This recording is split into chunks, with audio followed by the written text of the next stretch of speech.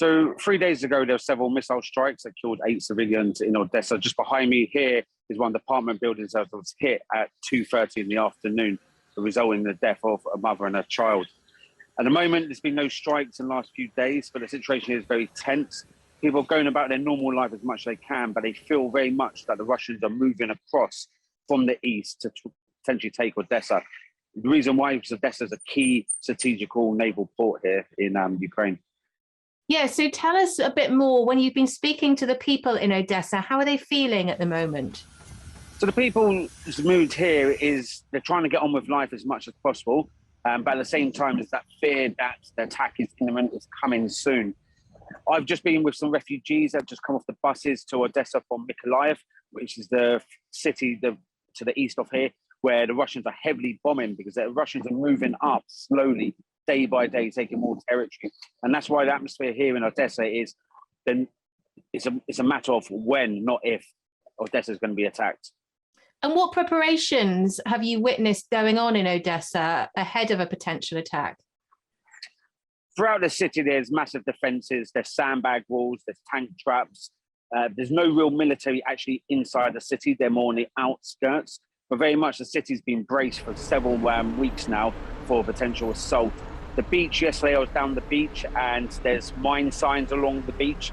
You've got couples sitting out there looking out to sea and everything. And just to the side of them, you've got mines. So very much the city is fortificated and ready for a potential assault anytime it's going to come. And are people predicting that the assault's going to come from the sea, from land, from both? Yeah, that's just the interesting thing is obviously we know about the Russian flagship that was sunk by the Ukrainians. So the Ukrainian, the Russian Navy sitting further off coast. There was a report this morning when I woke up that there was 3 Russian warships on the horizon. When we turned up to the beach, we couldn't see that. But very much so here, if there's going to be an amphibious assault, people here in the city feel it's going to be a massive failure. It's going to be like a Gallipoli kind of style.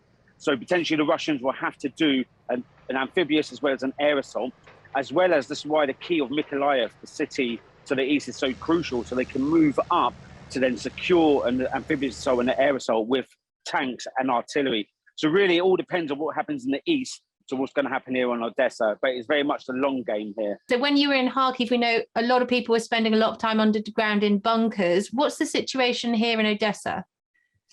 Even though missiles have been coming into Odessa, people aren't living underground like in Kharkiv, because Kharkiv's come under heavier bombardment than actual Odessa is.